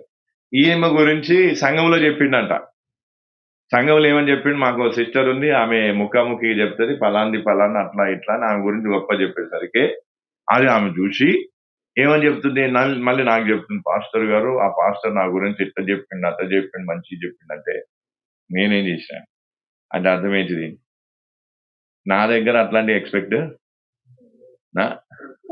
నేను జిందగీలా ఏమంటా నువ్వు చచ్చినా కూడా నేను పొగడా. కొంతమంది ఏం చేస్తారు? బతుకున్న రోజులు తిడతారా, చచ్చినాక పొగుడుతారు. అదొక నాటకం. నువ్వు బతికున్నా సరే చచ్చినా సరే నిన్ను ఎందుకు? ముఖస్థుతి చేసే వాళ్ళు ఎవరు? శత్రువులు. వాళ్ళు మనం మేలు చేసేవాళ్ళు, మనల్ని దిద్దుతారు చూడు, మనల్ని కోపం చేసి గద్దించి సరి చేస్తారు, వాళ్ళు మంచోళ్ళు. వాళ్ళు మనకు స్నేహితులు. మనల్ని గాయపరిచే వాళ్ళు ఎవరు? స్నేహితులు. హల్లెలూయా. ఇప్పుడు చూడండి, మన చుట్టూ ఎంతమంది స్నేహితులు ఉన్నారు, ఎంతమంది శత్రువులు? లెక్క పెట్టండి. చెప్పాలా? ఎంతమంది శత్రువులు ఉన్నారు, ఎంతమంది స్నేహితులు ఉన్నారు చెప్పండి. లేవండి, 1, 2, 3 లేకపోతే నేను ఉన్నారా? ఎక్కువ మంది ఎవరు ఉన్నారు? శత్రువులను మనమేమనుకుంటున్నాం? మిత్రులు. వాళ్ళు మంచి చేసేటోళ్ళు. వాళ్ళు చూడు నన్ను, నా బాధను అర్థం చేసుకున్నా. వాళ్ళేమంట ఏదో దగ్గరికి పిలిచి ఏమంట పోనీ టీ పెట్టు, పోని అని ఏదో నాన్న మాట్లాడు. చూసినావు, వీళ్ళకి నా బాధ అర్థమైంది, కానీ వాళ్ళకి మాత్రం అర్థమైంది. కదా? ఇప్పుడు వాళ్ళేదో నిన్ను ఓదారుస్తున్నట్టు కనిపిస్తుంది, కానీ ఏమైతే రాను తర్వాత చేయాల్సినంత జీవితం నాశనం అయిపోతుంది. తర్వాత అప్పుడు వాళ్ళని నమ్మి నేను మోసపోయినా అని ఎంతమందికి చెప్పుకున్నా జరిగిన నష్టం భర్తీ కాదు. అందుకే ఈరోజు నువ్వేం కావాలి? నువ్వు తెలుసుకోవాలి, ఎవరు నీకు స్నేహితులు, ఎవరు నీకు మిత్రులు, ఎవరు నీకు శత్రువులు అనా. మరి పాస్టర్గా నేను కూడా ఏం కావాలి? మిత్రువుగా ఉండాలా, స్నేహితునిగా ఉండాలా, శత్రువుగా మారాలా? అందుకే నేను ఒక్కటే చెప్తున్నా, జిందగీలో నా నుంచి ఎటువంటి పొగడ్తలు ఆశించవద్దు. సాక్ష్యం చెప్తా, సరే మీకు ఈయన జీవితంలో దేవుడి సాక్షి ఇది చేసిండు, దేవునికి మహిమ, ఈయన జీవితంలో ఈయన చేసిండు, దేవుని మహిమపరచడానికి నీ జీవితంలో దేవుడు చేసిన కార్యాలు నేను సంఘానికి చెప్తానేమో, కానీ నిన్ను పొగిడే ప్రసక్తే. ఈమె మార్త, ఈమె మరియా, ఈమె రూతు, ఈమె ఎస్తేరు, ఈమె ఫలానా, ఏమేది ఆయన అది ఈయనేది అని చెప్పుకొని వాళ్ళని డప్పు కొట్టేసి వాళ్ళు మురిసిపోతుంటో, ఈ పాస్టర్ నా గురించి ఎంతమంది ఆపండి పాస్టర్ ఏంటా సంబరంతో నా గుండెలో నుంచి ఏమొస్తుంది? ఏమన్నా ఆపండి పాస్టర్, వీళ్ళు చెప్తూనే ఉంటారు, వీళ్ళు ఖుషి అయిపోతూనే ఉంటారు. అలాగే ఈరోజు చాలా మందికి ఏం కావాలి? పొగడతలే కావాలి. ఎక్కడ కావాలి? భర్త నుంచి పొగడతలే, తల్లిదండ్రుల నుంచి పొగడతలే, తర్వాత పాస్టర్ నుంచి పొగడతలే, లేదా వాళ్ళు అన్ని పొగడతలే. అంటే పొగిడే వాళ్ళందరూ ఎవరు? శత్రువులు, నీకు కీడు చేసేవాళ్ళు, నిన్ను గద్దించేవాళ్ళు, నీకు మేలు చేసేవాళ్ళు. అందుకే ఈరోజు మన చుట్టూ ఎంతమంది ఉన్నారు? శత్రువులు ఉన్నారా, మిత్రువులు ఉన్నారా? శత్రువులు ఎక్కువ మంది ఉన్నారా, మిత్రువులు ఎక్కువ మంది ఉన్నారా? పాయింట్ అర్థమైందా? డిఫరెన్స్ అర్థమవుతుంది తేడా? ఇప్పుడు శత్రువులు ఎక్కువ మంది, మిత్రువులు ఎక్కువ మంది. కానీ నీకేమనిపిస్తుంది? వాళ్ళే నా మిత్రువులు, వాళ్ళే నా నిజ స్నేహితులు, వాళ్ళే నా బాధను అర్థం చేసుకున్నా. కానీ స్నేహితుడు ఏం చేస్తాడంట? నీకు మేలు కలగటానికి ప్రస్తుతం నీ గాయం చేస్తుండొచ్చు, నిన్ను దిద్దుతుండొచ్చు, నిన్ను ఏం చేయొచ్చు, నిన్ను గద్దిస్తుండొచ్చు, కానీ అది నీకు మేలు కాదు. అది నీకే ఏం చేద్దా చెప్పాలా? ఏం చేద్దా? అర్థమైందా కాలేదా? ఎఫెసీయులకు రాసిన పత్రిక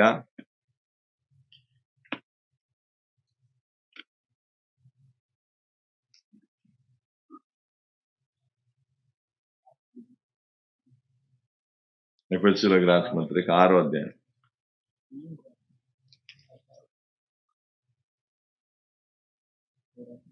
ఎఫెసీయులకు రాసిన పత్రిక 6వ అధ్యాయము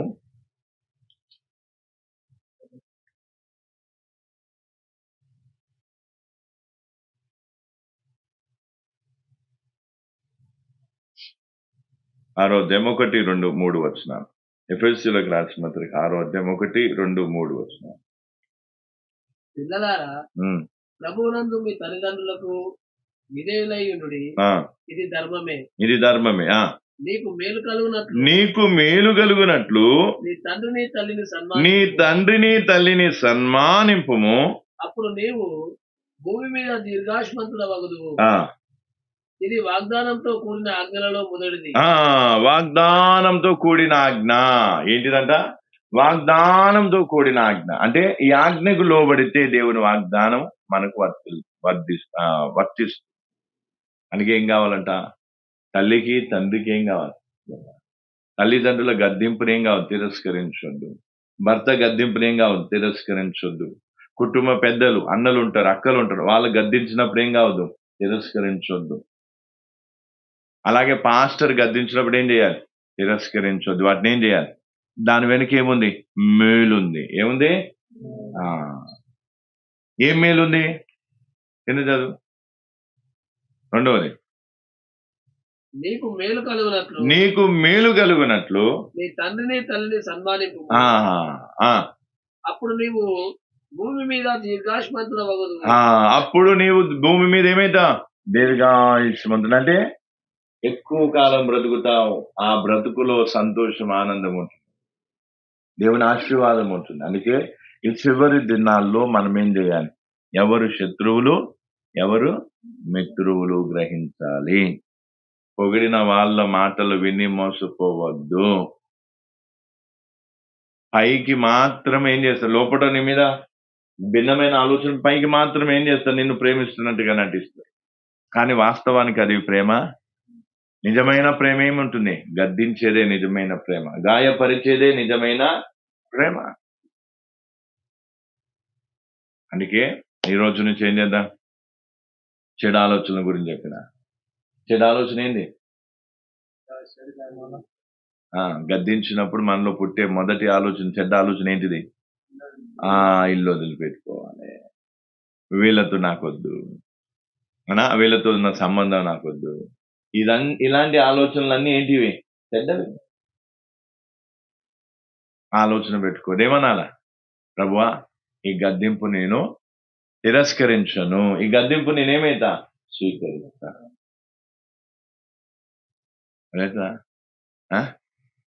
అర్థమైందా కాలేదా? అందుకే ఇప్పుడు మనకు మేలు కలగాలంటే ఏం చేయాలి? గద్దింపుకు లోబడాలి. కీడు కలగాలంటే ఏం చేయాలి? ఏమిటి బాక్సింగ్? అంతే. నువ్వు నన్ను తిడతావా? నేను నిన్ను కొడతా. నువ్వు నన్ను కొడితే నేను నిన్ను కొడతా. మొన్న ఇది జన్మభూమి ట్రైన్లా ఆ సీటు కోసం కొట్టుకుంటా ఆడోళ్ళు. ఆ జుట్టు పట్టుకొని ఆమె ఇటు నెట్టేసరికి ఆమె నేను నీకు మూడింది, నీకు నీ పని అయితే నాకు ఇట్లా అట్లా బెదిరించి స్టార్ట్ అయింది. నువ్వు ఏం చేస్తూ చేసుకోవాలి, ఆమె కొట్టింది నేను. అంటే సీటు కోసం సర్లే పోతే పోయింది అని వదిలేలే, కొట్టుకున్నా. అందరూ ఆశ్చర్యపోతున్నారు, ఏంది ఇట్లా అయిపోయింది.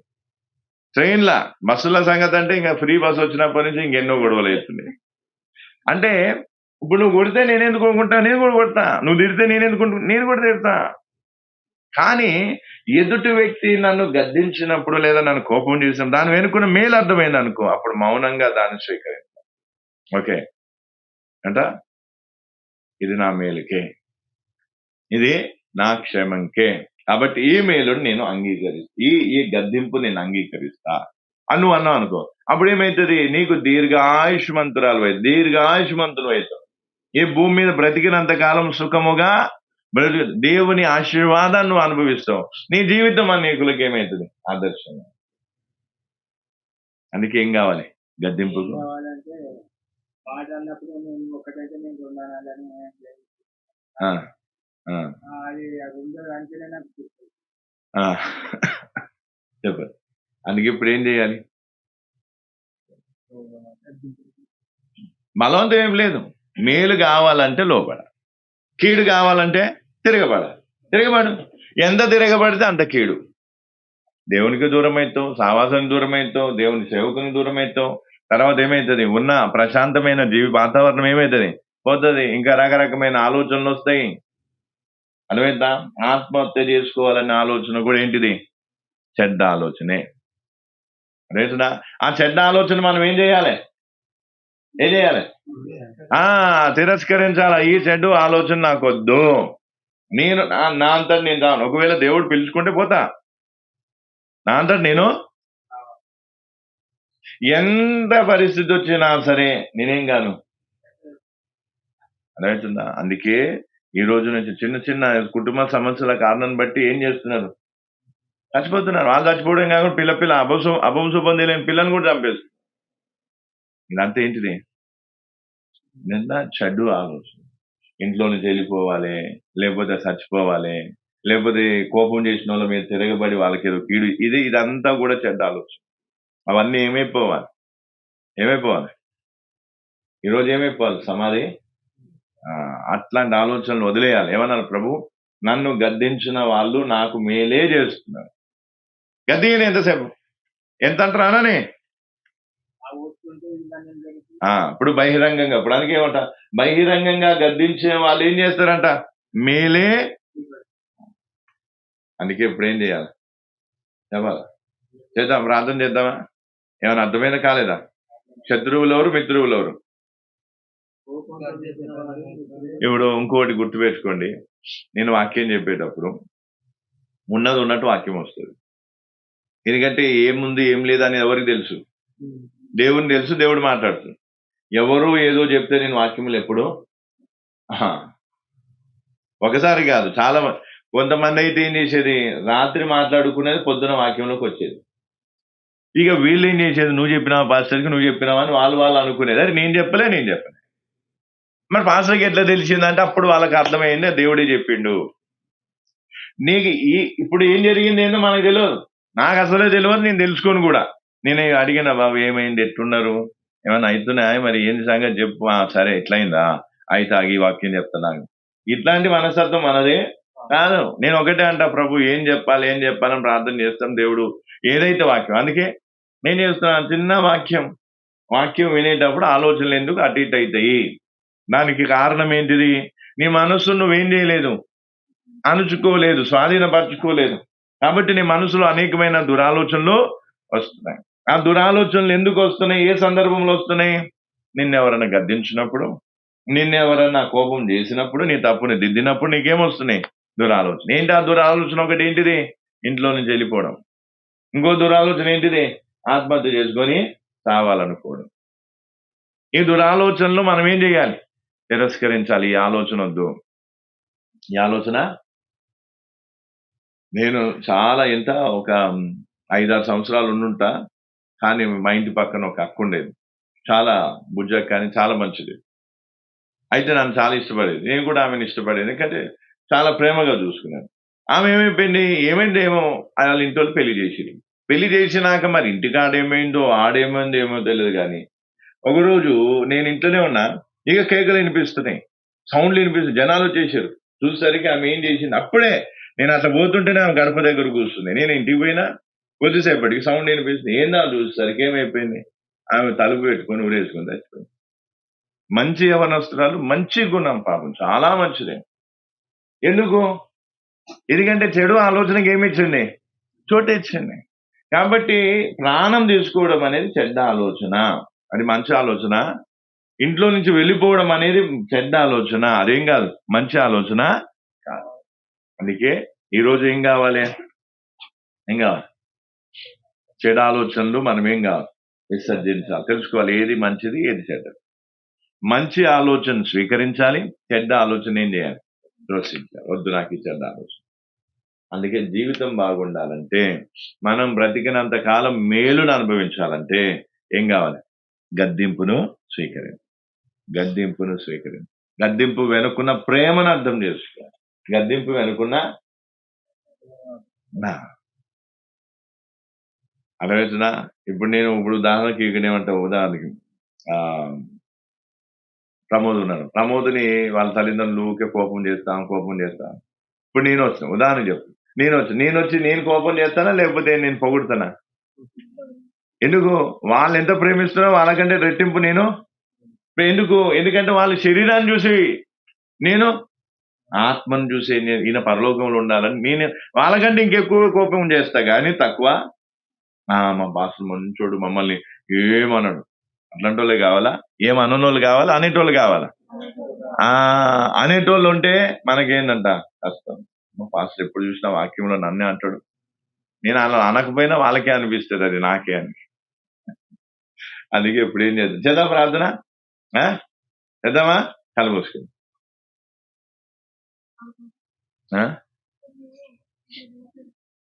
తర్వాత వాక్యం అయిపోయింది. చలో ప్రార్థన చేద్దాం. కళ్ళు మూసుకొని చక్కగా దేవుడి ముందు నీతిగా న్యాయంగా ప్రార్థన చేద్దాం. ఈరోజు నీకు ఎవరు శత్రువులు ఎవరు మిత్రులు అనే విషయాన్ని గ్రహించగలుగుతున్నావా? దురాలోచనలు పుడుతున్నాయి నీలో, అనేకమైన దురాలోచనలు. ఆ దురాలోచనలు నీకు మంచిగా అనిపించవచ్చు, ఇప్పుడున్న పరిస్థితికి నువ్వు తీసుకున్న నిర్ణయం కరెక్టే అనిపించవచ్చు, కానీ అది నీ జీవితాన్ని నాశనం చేస్తుంది. ఆవేశంతో తప్పుడు నిర్ణయాలు తీసుకోవద్దు. అనాలోచితంగా అంటే దాన్ని ఏం కావద్దు, వివేచించకుండా తప్పుడు ఆలోచనకు చోటు ఇవ్వద్దు. పెద్ద కుటుంబం సరే, వాళ్ళ కోపం నీకు నచ్చకపోవచ్చు, కానీ ఆ కోపం వెనుకన్న మేలును గ్రహించు. నీ రక్త సంబంధులు, నీ కుటుంబీకులు నీకు మేలు చేయకపోతే ఎందుకు కీడు చేస్తారు? సరే, ఒకవేళ వాళ్ళు దురుద్దేశంతో నిన్ను పదే పదే బాధ పెట్టినా దాని వెనుక కూడా మేలు ఉంటుంది. ఎందుకంటే దేవుడు నిన్ను ప్రేమిస్తున్నాడు. వారు నిన్ను ప్రేమించకపోయినా దేవుడు నిన్ను ప్రేమిస్తున్నాడు. ఏ విధంగానైనా నీకు మేలే చేయాలని చూస్తాడు. కాబట్టి వెళ్ళిపోవడం పరిష్కారం కాదు. కోపం చేసిన వారిని వదిలిపెట్టడం పరిష్కారం కాదు. ప్రాణాలు తీసుకోవడం పరిష్కారం కాదు. గొడవలు పెట్టుకొని తిరగబడి దూషించి నిందించి తిట్టడం పరిష్కారం కాదు. నేను గద్దించిన వారి గద్దింపు వెనుకున్న ప్రేమను గ్రహించు. అవును తండ్రి, వీళ్ళు పదే పదే నన్ను అంటున్నారంటే వీరు నన్ను ఎంతగానో ప్రేమిస్తున్నారు. ఆ విధంగా నువ్వు వాక్య ప్రకారంగా అర్థం చేసుకుంటే వారు అనే మాటల వెనక, వాళ్ళు చేసే చేష్టల వెనక నీకు ప్రేమే కనిపిస్తుంది. ఈరోజు నువ్వు వారిని అపార్థం చేసుకుంటున్నావు కాబట్టి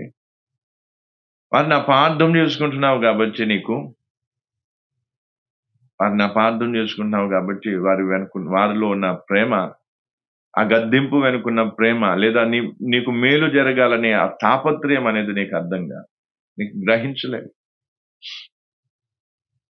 కానీ పెంచిన తల్లిదండ్రులు నీకు మేలు చేయాలని ఆశపడతారు. నీ తోబుట్టువులు నీకు మేలు చేయాలని చూస్తారు. నీ బంధుమిత్రులు నీకు మేలు చేయాలని చూస్తారు. సరే, వాళ్ళు నీకు మేలు చేయలేకపోవచ్చు లేదా చెయ్యకపోవచ్చు, కానీ దేవుడు నీకు మేలు చేస్తాడు. దేవుని సేవకులు ఉన్నారు, సంఘం ఉంది. నీకు మేలు కలగాలని, నువ్వు ఈ లోకంలో దేవునికి మహిమకరంగా జీవించాలని కోరుకుంటారు. కానీ లోకస్తులు నిన్ను పొగుడుతారు, నిన్ను కొనియాడుతారు, నిన్ను మాయ మాటలతో నిన్ను మోసం చేస్తారు. తప్పుడు ఆలోచనలకు గురయ్యేటట్టుగా, తప్పుడు మార్గాల్లోకి వెళ్ళేటట్టుగా నిన్ను రెచ్చగొడతారు. ఎవరు శత్రువో ఎవరు మిత్రువో ఈరోజు గ్రహించు. శత్రువులను నమ్ముతున్నా, మిత్రువులను ద్వేషిస్తున్నా. ఎవరు నిన్ను ప్రేమిస్తున్నారు వారిని ద్వేషిస్తున్నారు, ఎవరు నిన్ను ద్వేషిస్తున్నారు వారిని ప్రేమిస్తున్నారు. అందుకే ఈరోజు రాత్రి దేవుని సన్నిధిలో తల్లి గద్దించినా తండ్రి గద్దించినా అది నీ మేలుకి అనే విషయాన్ని గ్రహించి భర్త గద్దించిన, పాస్టర్ గద్దించిన, అది నీ మేలుకే అని గ్రహించి స్వీకరించు. వెక్కసమయ్యేంత వరకు నీ చెడు ఆలోచనలను అనుసరించి నీ జీవితాన్ని పాడు చేసుకో. చెడు ఆలోచనలు మంచివి కావు. నీ జీవితాన్ని చెడగొడతాయి, నీ జీవితాన్ని నాశనం చేస్తాయి. జీవితాంతం నువ్వు బాధపడాల్సి ఉంటుంది. ఎంత బాధపడిన తర్వాత నీకు అవకాశం దొరకదు. ఏమో దేవుడు ఎవరితో మాట్లాడుతున్నాడు నాకు తెలియదు. నేను ఎవరిని దృష్టిలో పెట్టుకొని మాటలు చెప్పటం లేదు. నేను ఒకరి పక్షా నుండి మాటలు చెప్పటం లేదు, దేవుని పక్షా నుండి మాటలు చెప్తున్నాను. ఇది అందరికీ వర్తిస్తుంది. వాళ్ళ మేలు నువ్వు కోరినప్పుడు నీ మేలును కూడా ఒకరు కోరుతారు. అది గుర్తుపెట్టుకో. నేనైతే మీ అందరికీ మేలు కలగాలని గద్దిస్తాను, గాయపరుస్తాను, శిక్షిస్తాను, మిమ్మల్ని దిద్దుతాను, సరిచేస్తాను. రానున్న దినాలు జరుగుతాయి, ఖచ్చితంగా జరుగుతాయి. అందుకే ప్రార్థన చేసుకున్నా, సమర్పణ చేసుకున్నా, ప్రార్థన చేసుకున్నా. యాకోబు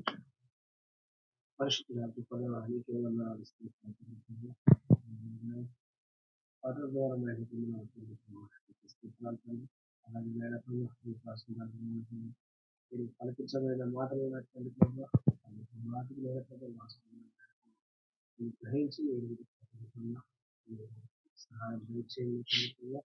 అది అంత అనుకూలమైన లోబడి మంచుకొని దాన్ని అర్థం చేసుకొని విధానాన్ని మాకు నేర్పించుకుని తీసుకుని ఆలోచనలు మాకు తెచ్చింది. పురాతనమైన ప్రభావం వాక్యమైన ప్రభావం ఆశీర్వాదమైన ప్రభావం మీరు మాట్లాడాలి. రాష్ట్రాన్ని బట్టి ప్రభావం దేవానికి మరుగుపరిచి మీరు మాట్లాడిన విధానాన్ని బట్టి హృదయంలో నిలిచిన ప్రభావ ఆ వాగ్దానుగుణంగా ప్రభావం మేము నడుచుకుంటే మీ కృపా సహాయం దయచేయండి. యేసుక్రీస్తు నామములో ప్రార్థించాడు. ఆమేన్. పరిశుద్ధుడా తండ్రి, నీ కొందనాలు స్తోత్రాలు నాయన. దూర ప్రాంతం నుంచి నీ బిడ్డల దగ్గరికి ఈ విధంగా రావటానికి కృపనిచ్చారు. వారు కూడా నిన్ను, నీ సన్నిధిని ప్రేమించి, నీ వాక్యాన్ని ప్రేమించి, నీ సన్నిధానంలోకి వచ్చిన విధానం బట్టి నీ కొందనాలు. గడిచిన కొన్ని వారాలు నాయన, మరి అన్న వదిన మా మధ్యలో లేకపోయినా దూర ప్రాంతంలో ఎన్నో బాధలు, ఎన్నో కష్టాల్లో ఉంటున్న వారిని ఓదార్చి, ధైర్యపరిచి, వారిని కాపాడి మా మధ్యలోకి తీసుకొచ్చిన కొందనాలు. ఈ విన్న మాటలు ప్రభు వారు అయ్యా మరి హృదయంలో పదిలం చేసుకునే కృపను దయచేయండి. అలాగే ప్రభు చిట్టిని బట్టి, వారి సహోదరిని బట్టి కొన్ని కొందనాలు, వారి తండ్రి గారిని బట్టి కూడా నీకు వందనాలు, నా కుటుంబాన్ని బట్టి కూడా నీకు వందనాలు. ఆ కుటుంబాన్ని నీ చేతికి అప్పగిస్తూ ఉన్నా. అలాగే ప్రమోదుని, వారి భార్య పిల్లల్ని నాయన నీ చేతికి అప్పగిస్తూ ఉన్నా. అలాగే ప్రభు యాకోబుని, వారి కుటుంబాన్ని కూడా, అలాగే ఆశ కుటుంబం కానీ, అలక్య వాళ్ళ కుటుంబాన్ని నీ చేతికి అప్పగిస్తూ ఉన్నాను. అలాగే హవీలను బట్టి నాయన దయకరు, వారి కుమారుని బట్టి కూడా నీకు వందనాలు, స్తోత్రాలు. మమ్మల్ని అందరినీ కూడా ఇంతవరకు కాచి కాపాడావు, నడిపించావు నాయన. ఏది మాకు మేలుకరమో, ఏది మాకు మంచో, ఏది మంచి ఆలోచన, ఏది చెడు ఆలోచన, ఈరోజు కొన్ని మాటల ద్వారా మాతో నువ్వు మాట్లాడినందుకు వందనాలు. ఈ మాటలు ఎవరూ పెడిచవను పెట్టక అయ్యా, ఇక మీదట బహు జాగ్రత్తగా ప్రతి ఒక్కరూ ఉంటూ అయ్యా, చెడు ఆలోచనకు చోటు ఇవ్వకుండా మంచి ఆలోచనలకు, నీ ఆలోచనకు చోటిచ్చి, నీ గద్దింపుకు లోబడి మేలుకరమైన జీవితాన్ని, మేలును అనుభవించే జీవితాన్ని మేము జీవించడానికి సహాయం చేయండి అయ్యా. మరి గడిచిన వారం అంతా కాపాడినట్టుగా ఈ వారం రానున్న వారమంతట్లో నువ్వు తోడే ఉండి నడిపించు, మాకు నువ్వు తోడే ఉండి నడిపించు. మరలా మేము నీ సన్నిధిలో కలుసుకునేంత వరకు మనందరికీ నువ్వు తోడే ఉండి నడిపించు. మీకు నడిపిన నన్ను కూడా నువ్వు వాడుకునేందుకు వందనాలు. తిరుగు ప్రయాణములు తోడే ఉండి నడిపించమని మమ్మల్ని అందరినీ చేతిగా అప్పగించుకుంటూ యేసుక్రీస్తునామములో అడిగి వేడుకొంచున్నాను తండ్రి, ఆమేన్. యేసుక్రీస్తు కృప, దేవుని ప్రేమ, పరిశుద్ధాత్మక సహవాసం మనందరికీ సదాకాలం